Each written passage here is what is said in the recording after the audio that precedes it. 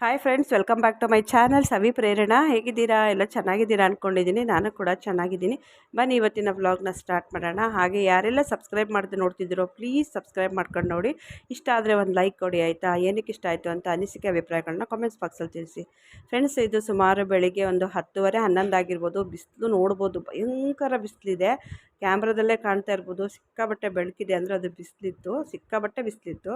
So ಹಾಗಾಗಿ ಹಿಂದಿನ ದಿನ ನಾವು ಕಲ್ಲಂಗಡಿ ಹಣ್ಣು ತಂದಿಟ್ಟಿದ್ವಲ್ಲ, ನೋಡೋಣ ಕಟ್ ಮಾಡೋಣ ಅಂತ ಹೇಳ್ಬಿಟ್ಟು ಕಟ್ ಮಾಡ್ತಾಯಿದ್ವಿ. ನಿಜವಾಗ್ಲೂ ಈ ಕಲ್ಲಂಗಡಿ ಹಣ್ಣಿಗೆ 60 ರೂಪಾಯಿ ಕೊಟ್ಟು ತೊಗೊಂಡು ಬಂದಿದ್ದು. ಒಂದು ಚೂರು ಚೆನ್ನಾಗಿಲ್ಲ ಫ್ರೆಂಡ್ಸ್. ಹೇಳಬೇಕು ಅಂದರೆ ಇದೇನೋ ಪೌಡ್ರ್ ಮಾಡಿನೋ ಅಥವಾ ಇಂಜೆಕ್ಷನ್ ಮಾಡಿನೋ ಏನೋ ಕೆಮಿಕಲಿಂದ ಇದು ಹಣ್ಣಾಗಿರೋದು. ನ್ಯಾಚುರಲ್ ಹಣ್ಣಂತೂ ಅಲ್ಲವೇ ಅಲ್ಲ ಇದು. ಸೊ ಸುಮ್ಮನೆ ದುಡ್ಡು ಕೊಟ್ಟು ತಂದಿದ್ದೀವಲ್ಲ ಅಂತ ತಿನ್ನಬೇಕು ಅಷ್ಟೇ, ನೀರಿನ ಅಂಶ ಇದೆ ಅಂತ. ಅಷ್ಟು ಬಿಟ್ಟರೆ ಏನೇನೂ ಚೆನ್ನಾಗಿಲ್ಲ. ಸ್ವೀಟು ಇರಲಿಲ್ಲ, ಹಣ್ಣು ಆಗಿಲ್ಲ. ಅದು ನೋಡ್ತಾ ಇರ್ಬೋದು ನೀವೇನೆ, ಕೆಂಪು ಕಲರೇ ಇರಲಿಲ್ಲ. ಸೊ ಇದಾದಮೇಲೆ ಮಧ್ಯಾಹ್ನ ನಮ್ಮ ಒಂದು ನೈಬರ್ಸ್ ಹುಡುಗಿ ಬರ್ತಡೇ ಇತ್ತು. ಬರ್ತಡೇಗೆ ಅವರು ಪಾರ್ಲರಲ್ಲಿ ಈ ಥರ ಡ್ರೆಸ್ ಮಾಡ್ಕೊಂಡು ಕರ್ಕೊಂಡು ಬರ್ತಾಯಿದ್ರು. ಅದು ಹಾಯ್ ಆಂಟಿ ಅಂತು ತುಂಬ ಕ್ಯೂಟಾಗಿತ್ತು ಆ ಮಗು ನೋಡೋಕ್ಕೆ. ಹಾಗಾಗಿ ಅದ್ರದ್ದೊಂದು ಸಣ್ಣ ಕ್ಲಿಪ್ಪಿಂಗ್ಸ್ ತೊಗೊಂಡೆ. ಎಷ್ಟು ಚೆನ್ನಾಗಿದೆಯಲ್ಲ, ಈ ಮಗುಗೆ ವಿಶ್ ಮಾಡಿ ಅಂತ. ಆ್ಯಕ್ಚುಲಿ ಬರ್ತಡೇ ಆಗಿ 1 ಡೇ ಆಗೋಯಿತು. ವಿಶ್ ಮಾಡಿ ಈ ಮಗುಗೆ. ಇದು ನೆಕ್ಸ್ಟ್ ಡೇ ಬೆಳಗ್ಗೆ ನೋಡ್ತಾ ಇರ್ಬೋದು 5:15. ಬಟ್ ನಾನಿದ್ದಾಗ 4:45 ಆಗಿತ್ತು. ಬ್ರಷ್ ಮಾಡಿ ಫೇಸ್ ವಾಶ್ ಮಾಡಿ ಬರೋಷ್ಟೊತ್ತಿಗೆ 5:15 ಆಯಿತು. ಸೊ ಹಿಂದಿನ ದಿನ ನಾನು ದೀಪ ಹಚ್ಚಿದ್ನಲ್ಲ ನೈಟು, ನೋಡಿ ಇನ್ನೂ ಉರಿತಾನೇ ಇದೆ. ಅಂದರೆ ಸಂಜೆ 7 ಗಂಟೆಗೆ ದೀಪ ಹಚ್ಚಿದ್ದೆ, ಬೆಳಿಗ್ಗೆ 5:30 ಆಗ್ತಾ ಬಂದ್ರೂ ಉರಿತಾನೇ ಇದೆ. 5:30 ಅಲ್ಲ, ಆ್ಯಕ್ಚುಲಿ 5:15 ಆಗಿದೆ. ಮಗಳು ಮಲಗಿದ್ಲು. ಟಿಫನ್ ಮಾಡೋಣ ಅಂತ ನಾನು ರೆಡಿ ಮಾಡ್ಕೊಳ್ತಾಯಿದ್ದೆ, ಡಿಸ್ಟರ್ಬ್ ಆಗುತ್ತೆ ಅಂತ ಬಾಗ್ಲಾಕ್ತೆ. ಸೊ ಪುಳಿಯೋಗರೆಗೆಲ್ಲ ರೆಡಿ ಮಾಡ್ಕೊಳ್ತಾ ಇದ್ದೀನಿ. ಇವತ್ತು ಬೆಳಗ್ಗೆನೇ ನಾನು ನನ್ನ ಮಗಳು ಹೊರಗಡೆ ಹೋಗ್ತಾ ಇದ್ದೀವಿ. ಹೇಳ್ತೀನಿ ನಾನು ಮುಂದೆ ಯಾಕೆ, ಎಲ್ಲಿಗೆ ಹೋಗಿದ್ವಿ, ಏನಕ್ಕೆ ಅಂತ. ಸೊ ಬೇಗ ನಾನು ಪುಳಿಯೋಗರೆಗೆಲ್ಲ ರೆಡಿ ಮಾಡ್ಕೊಳ್ತಾ ಇದ್ದೆ. ಒಂದು ಕಡೆ ರೈಸ್ಗೆ ಇಟ್ಟಿದ್ದೀನಿ, ಇನ್ನೊಂದು ಕಡೆ ಗೊಜ್ಜು ಕೂಡ ರೆಡಿ ಮಾಡ್ಕೊಳ್ತಾ ಇದ್ದೀನಿ. ಹುಣಸೆಹಣ್ಣೆಲ್ಲ ನೆನೆಸಿಟ್ಟಿದ್ದೆ ಆಲ್ರೆಡಿ. ಹಾಗಾಗಿ ಬೇಗ ಅದು ಸ್ಮ್ಯಾಶ್ ಮಾಡ್ಬೋದು. ಆವಾಗ ನೀರು ಹಾಕಿ ನೆನೆಸಿ ಸ್ಮ್ಯಾಶ್ ಮಾಡ್ತೀವಿ ಅಂದರೆ ಆಗಲ್ಲ ಅದು. ನಾನು ಹಾಗಾಗಿ ರೈಸ್ಗೆ ಇಟ್ಟಾಗಲೇ ಸ್ವಲ್ಪ ಹುಣಸೆಹಣ್ಣು ಕೂಡ ನೆನೆ ಹಾಕಿದ್ದೆ. ತುಂಬ ಬೇಗ ಹುಣಸೆಹಣ್ಣು ನೆನೆಬೇಕು ಅಂದರೆ ಸ್ವಲ್ಪ ಬಿಸಿನೀರಲ್ಲಿ ಹುಣಸೆಹಣ್ಣನ್ನು ನೆನೆ ಹಾಕಿದರೂ ಕೂಡ ಬೇಗ ಸ್ಮ್ಯಾಶ್ ಮಾಡ್ಬೋದು. ಬಟ್ ಟೈಮ್ ಇತ್ತಲ್ಲ, ಹಾಗಾಗಿ ನಾನು ತಣ್ಣೀರನ್ನೇ ಯೂಸ್ ಮಾಡಿ ಅನ್ನಕ್ಕೆ ಇಟ್ಟ ಕೂಡಲೇ ಸ್ವಲ್ಪ ಹುಣಸೆಹಣ್ಣು ನೆನೆ ಹಾಕಿದ್ದೆ. ಕೆಲವೊಬ್ಬರು ಪೌಡ್ರಲ್ಲೇ ಹಾಗೇ ಸ್ವಲ್ಪ ಒಗ್ಗರಣೆ ಹಾಕಿಬಿಟ್ಟು ಪೌಡ್ರ್ ಮಿಕ್ಸ್ ಮಾಡಿ ಅನ್ನ ಕಲಿಸ್ತಾರಂತೆ. ಬಟ್ ಅದೇನು ನನಗೆ ಅಷ್ಟು ಟೇಸ್ಟ್ ಇರಲ್ಲ ಅನ್ಕೋತೀನಿ. ಚೆನ್ನಾಗಿರುತ್ತೆ ಅಂತಾರೆ ಕೆಲವೊಬ್ಬರು. ಬಟ್ ನಾವು ಮಾಡೋ ಪ್ರೊಸೀಜರ್ಸ್ ಇಷ್ಟೇ. ಅದು ಎಲ್ಲ ರೀತಿಯ ಇಂಗ್ರೀಡಿಯೆಂಟ್ಸ್ ಗೊತ್ತಲ್ಲ, ಸಾಮಾನ್ಯ ಪುಳಿಯೋಗರೆ ಮಾಡೋದು ಯಾರಿಗೆ ಬರೋದಿಲ್ಲ ಹೇಳಿ, ಎಲ್ಲ ಮಹಾಲ ಯಾವ ಕೆಲಸನೋ. ಲಾಸ್ಟಿಗೆ ಹುಣಸೆ ರಸ ಹಿಂಡ್ಬಿಟ್ಟು ಅದನ್ನು ಸಣ್ಣ ಊರಲ್ಲಿ ಕುದಿಯೋಕೆ ಬಿಡ್ತೀನಿ. ಅದು ಚೆನ್ನಾಗಿ ಕುದ್ದ ಮೇಲೆ ಗಟ್ಟಿ ಒಂದು ಕನ್ಸಿಸ್ಟೆನ್ಸ್ ಒಂಥರ ಗಟ್ಟಿಯಾಗಿರುತ್ತೆ. ಆವಾಗ ಚೆನ್ನಾಗಿರುತ್ತೆ, ಅದು ಅನ್ನ ಕಲಸೋಕ್ಕೆ ಕರೆಕ್ಟಾಗಿರುತ್ತೆ. ಸೊ ಒಂದು ದೀಪ ಹೋಗಿದೆ, ಇನ್ನು ಒಂದೇ ದೀಪ ಉರಿತಾ ಇರೋದು. ನೋಡ್ತಾ ಇರ್ಬೋದು, ಒಂದೇ ದೀಪ ಉರಿತಾ ಇದೆ. ಪರವಾಗಿಲ್ಲ. ಬೆಳಗ್ಗೆ ಇನ್ನೂ ನಾನು ಸ್ನಾನ ಮಾಡಿರಲಿಲ್ಲ, ಹಾಗಾಗಿ ದೀಪ ಹಚ್ಚಲಿಲ್ಲ. ನಿನ್ನೆ ಹಚ್ಚಿದ್ದೆ, ನಿನ್ನೆ ನೈಟ್ ದೀಪ ಹಚ್ಚಿದ್ದು ಇನ್ನೂ ಉರಿತಾ ಇದೆ. ನಾನು ತೋರ್ಸೋದೊಂದು ಕಡೆ ಆದರೆ ಅದು ಉರಿತಾ ಇರೋದು ಇನ್ನೊಂದು ಕಡೆ ಆಗಿದೆ. ಕ್ಯಾಮ್ರಾ ಒಂಥರ ಉಲ್ಟಾ ಅನಿಸುತ್ತೆ ನಾವು ಕ್ಯಾಮ್ರಾದಲ್ಲಿ ನೋಡಿ ತೋರ್ಸೋಕೆ ಹೋದರೆ. ಸೊ ಬೆಳಗ್ಗೆ ಇನ್ನೂ 5:30 ಆಗಿದೆ. ಪ್ರೇರಣನ ಬೇರೆ ಎಬ್ಬಿಸ್ತಾ ಇದ್ದೀನಿ. ಪಾಪ ಅವಳು ಒಳ್ಳೆ ನಿದ್ದೆಲಿದ್ದಾಳೆ, ಬೈಕೊಂಡೇ ಎದ್ದಿದ್ದಾಳೆ. ಏನು ಮಮ್ಮಿ, ಸ್ಕೂಲ್ ಇದ್ದಾಗಲೂ ಹಿಂಗೆ ಹಿಂಸೆ ಕೊಡ್ತೀಯಾ, ರಜೆ ಇದ್ರೂ ಮಲ್ಗಕ್ಕೆ ಬಿಡಲ್ಲ, ನಾನು ಬರೋಲ್ಲ, ಹೋಗಿ ಎಲ್ಲಿಗೂ ಬರೋಲ್ಲ ಅಂತ ಗಲಾಟೆ ಮಾಡ್ತಾ ಇದ್ದಾಳೆ. ಏನು ಮಾಡೋಕ್ಕಾಗಲ್ಲ, ನಾನು ಒಬ್ಬಳೇ ಹೋಗಬೇಕು ಅಂದ್ರೂ ಭಯ ಇದೆ. ಸೊ ಭಯ ಆಗುತ್ತಲ್ಲ, ಹಾಗಾಗಿ ಅವಳಿಗೆ ತುಂಬಾ ಪೂಸಿ ಹೊಡಿತಾ ಇದ್ದೀನಿ, ಪ್ಲೀಸ್ ಹೇಳವ್ವ ಅನ್ಕೋತಾ. ನೋಡ್ತಾ ಇರ್ಬೋದು, ಪುಳಿಯೋಗರೆ ಗೊಜ್ಜು ಅರ್ಧಕ್ಕರ್ಧ ನೀರು ಹಿಂಗೆ ಹೋಗಿದೆ. ಇನ್ನೊಂದು ಸ್ವಲ್ಪ ತಿಕ್ಕಾಗಬೇಕು. ಅಲ್ಲಿವರೆಗೂ ಅದು ಅನ್ನ ಕಲಸಿದ್ರೆ ಅಷ್ಟೊಂದು ಚೆನ್ನಾಗಿರಲ್ಲ, ಹಾಗಾಗಿ ಇನ್ನೊಂದು ಸ್ವಲ್ಪ ತಿಕ್ಕಾಗಲಿ ಅಂತ ಬಿಟ್ಟೆ. ಇನ್ನೊಂದು ಅನ್ನ ಕೂಡ ನಾನು ತಣ್ಣಗಾಗೋಕ್ಕೆ ಕುಕ್ಕರ್ ಮುಚ್ಚಳ ತೆಗೆದಿಟ್ಟಿದ್ದೀನಿ. ಅನ್ನ ಆಯಿತು, ಕುಕ್ಕರ್ ಮುಚ್ಚಳ ತೆಗೆದಿದ್ದೀನಿ. ನೋಡ್ತಾ ಇರ್ಬೋದು, ಹೊರಗಡೆ ಇನ್ನೂ ಕತ್ಲೆ ಇದೆ. ಬಟ್ ಸ್ವಲ್ಪ ಬೇಗನೆ ಹೋಗಬೇಕಾಗಿತ್ತು. ಹಾಗಾಗಿ ಮಗಳನ್ನು ಕೂಡ ಅರ್ಜೆಂಟಿಗೆ ಎಬ್ಬಿಸ್ತಾ ಇದ್ದೀನಿ. 5:30 ಆಗೋಗಿದೆ, ಆಗಲೇ 5:45 ಆಗ್ತಾ ಬಂತು. ಟಿಫನ್ ಎಲ್ಲ ರೆಡಿ ಮಾಡ್ಕೋಬೇಕು. ಇನ್ನೂ ಒಂದು ದೀಪ ಹಾಗೆ ಉರಿತಾ ಇದೆ. ನನ್ನ ಮಗಳು ಎದ್ದೇ ಇಲ್ಲ ಈಗ.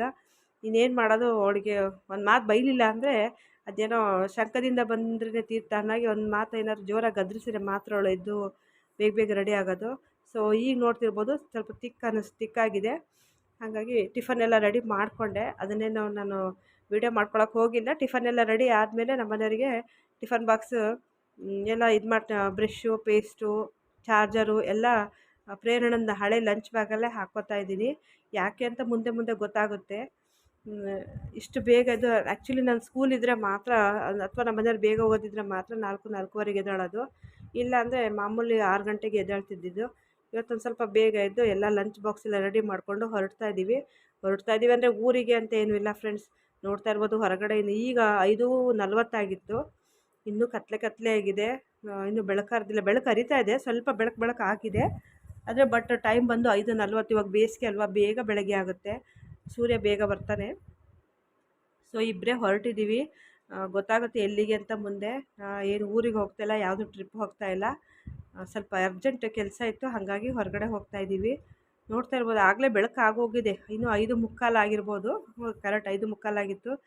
ನಾನು ಮತ್ತು ನನ್ನ ಮಗಳು ಇಬ್ಬರು ಹೋಗ್ತಾ ಇದ್ದೀವಿ. ಬಸ್ ಡಿಪೋ ಅಂದರೆ ಬಸ್ ಸ್ಟ್ಯಾಂಡ್ ಅಂತೀವಲ್ಲ ನಮ್ಮ ಕಡೆ ಎಲ್ಲ, ಇಲ್ಲಿ ಬಸ್ ಡಿಪೋ ಅಂತಾರೆ. ಅಲ್ಲಿಗೆ ಹೋಗೋಕ್ಕೆ, ನಮ್ಮ ಮನೆಯಿಂದ ಅಲ್ಲಿಗೆ ಹೋಗೋಕ್ಕೆ ಒಂದು 10 ನಿಮಿಷ ಆದರೂ ಟೈಮ್ ಬೇಕು. ಹಾಗಾಗಿ ಇಬ್ಬರು ಮಾತಾಡ್ಕೊಂಡು ಹೊರಟಿದ್ದೀವಿ. ಆಟೋ ಅಂದ್ರೆಲ್ಲ ಸುಮ್ಮನೆ ಲೇಟ್ ಆಗುತ್ತೆ ಪಾಪ. ಕೆಲವೊಬ್ರು ಇನ್ನೂ ಮನಗಿರ್ತಾರೆ, ಏನು ಕೆಪ್ಸೋದು ಅಂತ. ನನ್ನ ಮಗಳಿಗೆ ತಲೆ ಬಚ್ಕೊಳ್ಳೋಕ್ಕೂ ಬಿಟ್ಟಿಲ್ಲ ನಾನು ತಲೆ ಬಚ್ಕೊಂಡಿಲ್ಲ. ಆ್ಯಕ್ಚುಲಿ ಜಸ್ಟ್ ಬ್ರಷ್ ಮಾಡಿದೆ, ಫೇಸ್ ವಾಶ್ ಮಾಡಿ ಒಂದು ಡ್ರೆಸ್ ಹಾಕ್ಕೊಂಡು ಸೀದಾ ಬಂದಿರೋದಷ್ಟೇ. ನೋಡಿ ಬಂದ ತಕ್ಷಣ ತೆಂಗಿನ ಮರಗಳು ಎಷ್ಟೊಂದು ಕಾಣಿಸ್ತಾ ಇದ್ದಾವೆ ಬೆಳಗ್ಗೆನೇ. ಅದೊಂಥರ ಒಳ್ಳೆ ಶುಭ ಸುದ್ದಿ ಅಲ್ವಾ, ತೆಂಗಿನ ಮರ ನೋಡೋದು ಒಳ್ಳೆ ಶುಭ ಸುದ್ದಿ. ಹಾಗಾಗಿ ಅದನ್ನು ಸಣ್ಣ ಕ್ಲಿಪ್ಪಿಂಗ್ ತೊಗೊಂಡೆ. ಬಸ್ಗಾಗಿ ಕಾಯ್ತಾ ಇದ್ದೀವಿ. ಒಂದು ಬಸ್ ಇಲ್ಲ, ನಾವು ಹೋಗೋವಂಥ ಜಾಗಕ್ಕೆ ಒಂದು ಬಸ್ಸೇ ಬರ್ತಾ ಇಲ್ಲ. ತುಂಬ ಬೇಜಾರಾಗ್ಬಿಡ್ತು. 5:45 ಕಾಯ್ತಾ ಇದ್ದೀವಿ. 6:15 ಆಗೋಯ್ತು. ಅರ್ಧ ಗಂಟೆ ಆಯಿತು ನಾವು ಕಾಯಕ್ಕೆ ಕೂತ್ಕೊಂಡು. ಇನ್ನೂ ಒಂದು ಬಸ್ ಬಂದಿಲ್ಲ. ಅದೇ ಪ್ರೇರಣೆಗೆ ಹೇಳ್ತಾ ಇದ್ದೆ, ಅಯ್ಯೋ ಒಂದು ಬಸ್ ಬಂದಿಲ್ಲಪ್ಪ. ಕೂತಲ್ಲೇ ಸ್ವೆಟ್ ಆಗ್ತಾಯಿದೆ, ಸಿಕ್ಕಾಬಟ್ಟೆ ಸೆಕೆ. 6 ಗಂಟೆಗೆ ಸ್ಟಾರ್ಟ್ ಆಗಿದೆ. ಒಂಚೂರು ಗಾಳಿನೂ ಇರಲಿಲ್ಲ, ಅಷ್ಟು ಮರ ಇದ್ರೂ ಗಾಳಿ ಇರಲಿಲ್ಲ. ನನಗಂತೂ ಅಲ್ಲಿ ಕುತ್ಕೊಳ್ಳೋಕ್ಕೂ ಆಗ್ತಾಯಿರಲಿಲ್ಲ. ಯಾವಾಗಪ್ಪ ಬಸ್ ಬರುತ್ತೆ ಅನ್ನಂಗೆ ಆಗ್ಬಿಟ್ಟಿತ್ತು. ನನ್ನ ಮಗಳಂತೂ ಅಲ್ಲೂ ಗೊಣಗ್ತಾ ಇದ್ಲು. ಇನ್ನೊಂದ್ಸಲ ಹಿಂಗೆಲ್ಲ ಕರಿಬೇಡ ಮಮ್ಮಿ, ನೆಮ್ಮದಿಯಾಗಿ ನಿದ್ದೆ ಮಾಡೋಕ್ಕೂ ಬಿಡೋದಿಲ್ಲ, ಏನಿಲ್ಲ, ಬೆಳಗ್ಗೆ ಕರ್ಕೊಂಬಂದು ಕೂರಿಸ್ಕೊಂಡ್ಬಿಟ್ಟಿದ್ಯಾ ಅಂತ ಬೈತಾ ಇದ್ದಾಳೆ. ಏನು ಕ್ಯಾಮ್ರಾನೇ ಬೇಡ, ಏನು ಬೇಡ, ಸುಮ್ಮನೆ ಹೋಗೋ ಕಡೆ, ನನಗೆ ನಿದ್ದೆ ಬರ್ತಾಯಿದೆ ಅಂತ ನನ್ನ ಮಗಳದೊಂದು ಕಿರಿಕಿರಿ. ಆಮೇಲೆ ಬಸ್ ಬಂತು ಅಂತ ನೋಡೋಷ್ಟೊತ್ತಿಗೆ ಅದು ನಾವು ಹೋಗೋಂಥ ರೂಟು ಬಸ್ ಆಗಿರಲಿಲ್ಲ, ಬೇರೆ ಬೇರೆ ಬಸ್ ಬರೋದು. ಸಖತ್ತು ನಿಜವಾಗ್ಲೂ ಅವತ್ತು ತುಂಬ ಬೇಜಾರಾಗ್ಬಿಡ್ತು. ಒಂದು ಅರ್ಧ ಗಂಟೆ ಮೇಲೆ ಕಾಯ್ದ್ರೂ ಕೂಡ ಬಸ್ ಬರಲಿಲ್ವಲ್ಲ ಅಂದ್ಬಿಟ್ಟು. ಸೊ ಒಂಥರ ಯಾಕಪ್ಪ ನಮ್ಗೆ ಈ ಪರಿಸ್ಥಿತಿ ಅನ್ನೋಷ್ಟರ ಮಟ್ಟಿಗೆ ಬೇಜಾರಾಗ್ಬಿಡ್ತು. ಏನು ಮಾಡೋದು, ಒಂದೊಂದು ಟೈಮ್ ಬರುತ್ತಲ್ವ ಅಂಥದ್ದು. ಒಂದೊಂದು ಟೈಮ್ ಕೊನೆಗೆ ಬಸ್ ಬಂತು, ನಾವು ಹೋಗೋಂಥ ಬಸ್ ಬಂತು. ಬಸ್ಸಲ್ಲಿ ಕೂತ್ಕೊಂಡಿವಿ, ಯಾರು ಜನನೇ ಇರಲಿಲ್ಲ. ನಿಜ ಹೇಳ್ಬೇಕಂದ್ರೆ ಇದೇ ಫಸ್ಟ್ ಏನೋ ಒಂದೇ ಅಂದರೆ ಬೆಳಗ್ಗೆ ಇದೇ ಫಸ್ಟ್ ಬಸ್ ಬಿಟ್ಟಿರಬೇಕು. ಜನನೇ ಇರಲಿಲ್ಲ. ಅಲ್ಲೊಂದು ಇಲ್ಲೊಂದು ಜನ ಕೂತಿದ್ದು. ಏನೋ ಒಂದು ಇಡೀ ಬಸ್ಸಲ್ಲಿ ಒಂದು 5-6 ಜನ ಇದ್ದಿರ್ಬೋದು ಅಷ್ಟೇ. ಸೀಟೆಲ್ಲ ಖಾಲಿ ಇತ್ತು. ಅಂದರೆ ಬೆಳಗ್ಗೆ ಅಂದರೆ ಫಾಸ್ಟಾಗಿ ಹೋಯ್ತು. ನಿಜ ಹೇಳಬೇಕು ಅಂದರೆ ಅದೇ ಖಾಲಿ ಟೈಮಲ್ಲಿ ಆಗಿದ್ರೆ ಟ್ರಾಫಿಕ್ಕು ಅಂತೇಳ್ಬಿಟ್ಟು ತುಂಬ ಲೇಟ್ ಆಗೋದು. ಬಟ್ ಬೆಳಗ್ಗೆ ಅಷ್ಟು ಬೇಗನೆ ಹೋದ್ವಲ್ವ, ಅಷ್ಟೊತ್ತಿಗೆ ಹೋಗಿರೋದಕ್ಕೆ ಸ್ವಲ್ಪ ಬೇಗ ರೀಚ್ ಆದವು. ನಾವು ಹೋಗೋವಂಥ ಜಾಗ ನೋಡ್ತಿರ್ಬೋದು.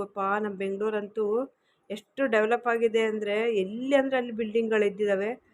ನಾವು ಹೋಗ್ತಾ ಇರೋದು ಎಲ್ಲಿಗೂ ಅಲ್ಲ ಫ್ರೆಂಡ್ಸ್. ನಮ್ಮ ಮನೆಯವರು ಪಾಪ ನಿನ್ನೆ ಕೆಲಸಕ್ಕೆ ಹೋಗಿದ್ದವರು. ಅವತ್ತಿನ ದಿವಸನೂ ನೆಕ್ಸ್ಟ್ ಡೇನೂ ಕಂಟಿನ್ಯೂ ಮಾಡ್ತೀನಿ, ನನಗೆ ಟಿಫನ್ ತಂದುಕೊಡಿ ಅಂದರು. ಹಾಗಾಗಿ ನಾವು ಇದೇ ಫಸ್ಟ್ ಟೈಮ್ ಈ ಥರ ನಮ್ಮ ಮನೆಯವರಿಗೆ ಟಿಫನ್ ಮಾಡಿಕೊಂಡು ತೊಗೊಂಡು ಅಷ್ಟೊತ್ತಿಗೆ ಬೇಗ ಎದ್ದು ಮಾಡ್ಕೊಂಡು ತೊಗೊಂಡು ಕೊಟ್ಟು ಬರ್ತಾ ಇರೋದು. ನಮಗೆ ಎಲ್ಲೂ ಒಬ್ಬೊಬ್ಬರೇ ಬಸ್ಸಲ್ಲಿ ಓಡಾಡಿ ರೂಢಿ ಇರಲಿಲ್ಲ. ಸೊ ನನ್ನ ಮಗಳಿರೋದಕ್ಕೆ ಪರವಾಗಿಲ್ಲ. ಇಲ್ಲಾಂದರೆ ನಾನು ನಿಜವಾಗ್ಲೂ ಹೋಗ್ತಾ ಇದ್ನೋ ಇಲ್ವೋ. ಪಾಪ ಆ ಹುಡುಗಿನೇ ಎಬ್ಬಿಸ್ಕೊಂಡು ಇಬ್ಬರು ಒದ್ದಾಡ್ಕೊಂಡು ಬೇಗನೆ ಟಿಫನ್ ಮಾಡಿ ಕೊಟ್ಬಿಟ್ಟು ಬಂದ್ವಿ. ಅವ್ರು ಕೆಲಸ ಮಾಡೋ ಜಾಗಕ್ಕೆ ಹೋಗಿ ಟಿಫನ್ ಕೊಡೋಕ್ಕೋಸ್ಕರ ಇಷ್ಟು ಕಷ್ಟಪಟ್ವಿ. ಪಾಪ ನನ್ನ ಮಗಳಿಗೂ ಗೊತ್ತಿರಲಿಲ್ಲ. ಕೇಳ್ಕೊಂಡು ಇಬ್ಬರು ಹೋಗಿ ಕಾಯ್ತಾಯಿದ್ರು ಬಸ್ ಸ್ಟ್ಯಾಂಡಲ್ಲೇ. ಅಲ್ಲೇ ಕೊಟ್ಬಿಟ್ಟು ಬಂದ್ವಿ. ಮನೆ ರೀಚ್ ಆದ್ವಿ. ನನ್ನ ಮಗಳಂತೂ ಅಯ್ಯಪ್ಪ ನಾನು ಇನ್ನೊಂದು ರೌಂಡ್ ನಿದ್ದೆ ಮಾಡಬೇಕು ಅಂತ ಓಡ್ತಾ ಇದ್ಲು. ಬೇಡ ಮಲ್ಕೋಬೇಡ ಅಂದರೆ ಕೇಳಲಿಲ್ಲ. ಸೊ ನೋಡ್ತಾ ಇರ್ಬೋದು, ಆಗ ತಾನೇ ಸೂರ್ಯ ಉದಯಿಸ್ತಾ ಇದ್ದಾನೆ. ಅದೊಂಥರ ನೋಡೋಕ್ಕೆ ಚೆನ್ನಾಗಿರುತ್ತೆ ಅಲ್ವಾ ಫ್ರೆಂಡ್ಸ್. ಈ ಒಂದು ಬಿಸಿಲನ್ನು ನಾವು ಬಿಸಿಲಲ್ಲಿ ನಿಂತ್ಕೋಬೇಕು. ವಿಟಮಿನ್ ಡಿ ಸಿಗುತ್ತೆ, ತುಂಬ ಒಳ್ಳೆಯದು. ಸೊ ಹಾಗಾಗಿ ನಾನು ಸ್ವಲ್ಪ ಹೊತ್ತು ಆ ಬಿಸಿಲಲ್ಲಿ ನಿಂತ್ಕೊಂಡಿದ್ದೆ. ನನ್ನ ಮಗಳು ಓಡ್ಬಂದು ಬಾಗಿಲು ತೆಗಿತಾ ಇದ್ದಾಳೆ. ಅವಳಿಗೆ ಇನ್ನೊಂದು ರೌಂಡ್ ನಿದ್ದೆ ಆಗಬೇಕಂತೆ. ನಾನೊಂದು ಸ್ವಲ್ಪ ಹೊತ್ತು ಹಾಯ್ದೆ. ಈ ಎಳೆ ಬಿಸಿಲಲ್ಲಿ ನಿಂತ್ಕೊಳ್ಳೋದು ಒಳ್ಳೆಯದು. ಪ್ರತಿಯೊಬ್ಬ ಅಂದರೆ ಸ್ಕಿನ್ನಿಗೆಲ್ಲ ತುಂಬ ಒಳ್ಳೆಯದು. ಮತ್ತು ಬಾಡಿಗೂ ಕೂಡ ಈ ಒಂದು ಬಿಸಿಲು ತಾಗಬೇಕು. ವಿಟಮಿನ್ ಡಿ ಧಾರಾಳವಾಗಿ ಸಿಗುತ್ತೆ. ಸೊ ದಿನ ಅಂತೂ ನಿಂತ್ಕೊಳ್ಳೋಕ್ಕಾಗಿಲ್ಲ. ಇಂಥ ಒಂದು ಟೈಮ್ ಸಿಕ್ಕಿದಾಗ ನಿಂತ್ಕೋಬೇಕು ಅಂದ್ಬಿಟ್ಟು ಒಂದು 1/4 ಗಂಟೆ ಅಷ್ಟೇ ನಿಂತ್ಕೊಂಡೆ. ಬಿಸಿಲು ಜಾಸ್ತಿ ಆಗ್ತಾ ನಿಲ್ಲಕ್ಕಾಗಲ್ಲ ನಿಜ ಹೇಳಬೇಕು ಅಂದರೆ. ಹೆವಿ ಬಿಸಿಲಲ್ಲಿ ನಿಂತ್ಕೊಳ್ಳೋದು ಒಳ್ಳೆಯದಲ್ಲ. ಆಮೇಲೆ ತಲೆಗಿಲೆ ಸುತ್ತೋದು ಅಂತ ನಾನು ಮನೆಗೆ ಸೀದಾ ಒಳಗಡೆ ಹೋದೆ. ಬೆಳಗ್ಗೆ ಬೇಗ ಎದ್ದಿದ್ನಲ್ಲ, ಎಲ್ಲ ಬಾಗಿಲು ತೊಳೆದು ರಂಗೋಲಿ ಕೂಡ ಬಿಟ್ಟಿದ್ದೆ. ಸೊ ಇನ್ನು ಪ್ರೇರಣಂಗೆ ಸ್ನಾನ ಮಾಡೋಕ್ಕೆ ಹೇಳಬೇಕು. ಅವಳು ನಾನು ಇನ್ನೊಂದು ರೌಂಡ್ ಮಲ್ಕೋತೀನಿ ಅಂತ ಇದ್ಲು. ನಾನು ಬೇಡ ಅಂದಿದ್ದೀನಿ. ನೋಡಬೇಕು ಏನು ಮಾಡ್ತಾಳೋ ಗೊತ್ತಿಲ್ಲ. ಸೊ ನೋಡ್ತಾ ಇರ್ಬೋದು, ಇನ್ನೂ ಏನೂ ಕೆಲಸ ಆಗಿಲ್ಲ. ಬೇಗ ಎದ್ದಿದ್ದು ನಿಜ, ಬಟ್ ಬೇಗ ತಿಂಡಿ ಮಾಡಿ ಅವ್ರಿಗೆ ಕೊಟ್ಟು ಬರೋದೇ ಅಷ್ಟೋ ತನಕ ಆಯಿತು. ಇನ್ನೆಲ್ಲ ಕೆಲಸ ಮಾಡ್ಕೋಬೇಕು. ಸ್ವಲ್ಪ ಸುಧಾರಿಸ್ಕೊಳ್ಳೋಣ ಅಂತ ಕೂತಿದ್ವು. ನನ್ನ ಮಗಳು ನೋಡು, ನಾನು ತೊಡೆ ಮೇಲೆ ಮಲ್ಕೊಂಬಿಟ್ಟು ಕಿತಾಪತಿ ಮಾಡ್ತಾವಳೆ. ಈ ಉಂಗುರ ತೆಗಿಯೋಕ್ಕೆ ಬರೋದಿಲ್ವಲ್ಲ, ಇದೇನಾಗಿದೆ ಇಷ್ಟೊಂದು ಟೈಟ್ ಆಗಿದೆ ಅಂದ್ಕೊಂಡು ಏನಾದ್ರು ಕಿತಾಪತಿ ಮಾಡ್ತಿರ್ತಾಳೆ. ತೆಗಿಬೇಡ ಅಂದ್ರೂ ಕೇಳಲ್ಲ. ಕೊನೆಗೂ ನಾನು ತೆಗಿಯೋಕ್ಕೆ ಬಿಟ್ಟಿಲ್ಲ. ಹೇಳಿದ ಕಾಲೆಲ್ಲ ಊದಿದಂಗೆ ಆಗಿದೆ. ಸ್ವಲ್ಪ ಹೊತ್ತಷ್ಟೇ, ಒಂದು ಅರ್ಧ ಗಂಟೆ ನಾವು ಬಸ್ಸಲ್ಲಿ ಕೂತಿರ್ಬೋದು. ಹೋಗೋಕೆ ಅರ್ಧ ಗಂಟೆ, ಬರೋಕೆ ಅರ್ಧ ಗಂಟೆ ಅಷ್ಟೇ ಕೂತಿದ್ದು. ಅಷ್ಟಕ್ಕೆ ಕಾಲು ಯಾಕೋ ಊದ್ಕೊಂಡಂಗಿದೆ. ನಂಗೆ ಹೀಗೆ ಜರ್ನಿ ಮಾಡಿದರೆ ಆಗೋದಿಲ್ಲ. ಸೊ ನೆಕ್ಸ್ಟ್ ಕೆಲಸ ಎಲ್ಲ ಮುಗಿಸ್ಬಿಟ್ಟು ಮಧ್ಯಾಹ್ನ ಊಟ ಮಾಡೋಣ ಅಂತ ಕೂತಿದ್ವಿ. ಮಧ್ಯಾಹ್ನದ ತುಂಬ ಬಿಸಿಲಿತ್ತು, ಸಾಂಬಾರನ್ನು ಊಟ ಮಾಡೋಕ್ಕೆ ಆಗ್ತಾ ಇರಲಿಲ್ಲ. ಸೊ ಹಾಗಾಗಿ ಬರುವಾಗ ಅರ್ಧ ಲೀಟ್ರ್ ಮೊಸರು ಇಟ್ಕೊಂಡು ಬಂದಿದ್ವಲ್ಲ, ಮೊಸರು ಅನ್ನ ಮತ್ತು ಅದಕ್ಕೆ ಸ್ವಲ್ಪ ಮೇಲೆ ಚೌಚೌ ಹಾಕ್ಕೊಂಡು ಊಟ ಮಾಡ್ತಾಯಿದ್ದೀವಿ. ಬೆಳಗ್ಗೆ ಪುಳಿಯೋಗರೆ ಮಾಡಿದ್ದೆ, ಮಧ್ಯಾಹ್ನದ ಊಟ ಇದು ಸಾಂಬಾರು ಮಾಡಿದ್ದೆ. ಬಟ್ ಆ ಬಿಸಿಲಿಗೆ ಅನ್ನ ಸಾರು ಊಟ ಮಾಡೋಕ್ಕೆ ಆಗ್ತಾ ಇರಲಿಲ್ಲ. ಹಾಗಾಗಿ ಮಜ್ಜಿಗೆ ಅನ್ನ ಮಾಡಿಕೊಂಡು ಅದಕ್ಕೆ ಚೌಚೌನ ಮೇಲೆ ಹಾಕಿ, ನನ್ನ ಮಗಳು ಈ ಥರ ಕಲಿಸ್ಕೊಟ್ಟಿರೋದು. ಇದು ನನ್ನ ಮಗಳದ್ದು ಐಡಿಯಾ. ನಾನು ಬರೀ ಉಪ್ಪಿನಕಾಯಿ ಹಾಕ್ಕೊಡು ಸಾಕು ಅಂದಿದ್ದೆ. ಪಾಪ ನನ್ನ ಮಗಳು ಚೌಚೌ ಹಾಕಿ ಕಲಸಿ, ಊಟ ಮಾಡು ಮಮ್ಮಿ, ಟೇಸ್ಟ್ ನೋಡು ಸಖತ್ತಾಗಿರುತ್ತೆ, ಟೇಸ್ಟ್ ನೋಡು ಅಂದ್ಲು. ನನಗೆ ಡೈರೆಕ್ಟಾಗಿ ಮಜ್ಜಿಗೆನ ಅಥವಾ ಮೊಸರನ್ನ ತಿಂದರೆ ಎದೆ ಹಿಡ್ಕೊಂಬಿಡುತ್ತೆ. ಹಾಗಾಗಿ ಬೇಡಮ್ಮ ನಂಗೆ ಅನ್ನ ಸಾರೇ ಕೊಡು ಅಂದರೆ ಕೇಳಲಿಲ್ಲ ಅವಳು. ಇಲ್ಲ ಮಮ್ಮಿ, ಈ ಥರ ಟೇಸ್ಟ್ ನೋಡು, ತುಂಬ ಚೆನ್ನಾಗಿರುತ್ತೆ, ಚೌಚೌ ಖಾರವಾಗಿದೆ. ಏನೋ ಅವಳು ಬಲವಂತ ಮಾಡಿದ್ಲಲ್ಲ ಅಂತ ಸ್ವಲ್ಪ ಊಟ ಮಾಡೋಕ್ಕೋದ್ರೆ ನಮ್ಗೆ 4 ತುತ್ತಿಗೆ ನನಗೆ ಎದೆ ಹಿಡ್ಕೊಂಡಂಗೆ ಆಗ್ಬಿಡ್ತು. ಅದಕ್ಕೆ ಅವಳನ್ನ ಬೈತಿದ್ದೆ, ನಾನು ಹೇಳಿಲ್ವಾ ನಂಗೆ ಎದೆ ಹಿಡ್ಕೊಂಡಂಗೆ ಆಗುತ್ತೆ ಅಂತೇಳ್ಬಿಟ್ಟು ಪಾಪ ಅವಳು ನೀರು ಕುಡಿತಾ ಇದ್ದಾಳೆ. ಅವಳಿಗೂ ಕುಡಿಯೋಕ್ಕೆ ಬಿಡ್ದಂಗೆ ಕಿತ್ಕೊಂಡು ನೀರು ಕುಡಿತಾ ಇದ್ದೀನಿ. ನನಗೆ ಹಾಗೆ ಮೊಸರನ್ನ ಮಜ್ಜಿಗೆನ ಫಸ್ಟೇ ಊಟ ಮಾಡಿಬಿಟ್ರೆ ಎದೆ ಹಿಡ್ಕೊಳ್ಳುತ್ತೆ. ಇದೊಂದು ಸಮಸ್ಯೆ, ಏನು ಮಾಡೋದು. ನನ್ನ ಮಗಳಿಗೆ ಬೇಡ ಅಂದರೂ ಕೇಳಲಿಲ್ಲ, ಅವಳು ಬಲವಂತ ಮಾಡಿದ್ಲು ಅಂತ ತಿಂದುಬಿಟ್ಟೆ. ಆಮೇಲೆ ನೋಡ್ರೆ ನಂಗೆ ತಡ್ಕೊಳಕ್ಕಾಗಲಿಲ್ಲ. ಸೊ ಅವತ್ತಿನ ಊಟ ಎಲ್ಲ ಮುಗಿಸಿ ಸ್ವಲ್ಪ ಹೊತ್ತು ಇಬ್ಬರು ರೆಸ್ಟ್ ಮಾಡಿದ್ವಿ. ಬೆಳಗ್ಗೆ 4:15ಗೆ ಎದ್ದಿದ್ವಲ್ಲ, ಹಾಗಾಗಿ ರೆಸ್ಟ್ ಮಾಡಿದ್ವು. ಸಂಜೆ ಹೊತ್ತು ಇಬ್ಬರು ಹೊರಗಡೆ ಕೂತ್ಕೊಂಡಿದ್ವಲ್ಲ, ಸನ್ಸೆಟ್ ತುಂಬ ಚೆನ್ನಾಗಿ ಆಗ್ತಾಯಿತ್ತು.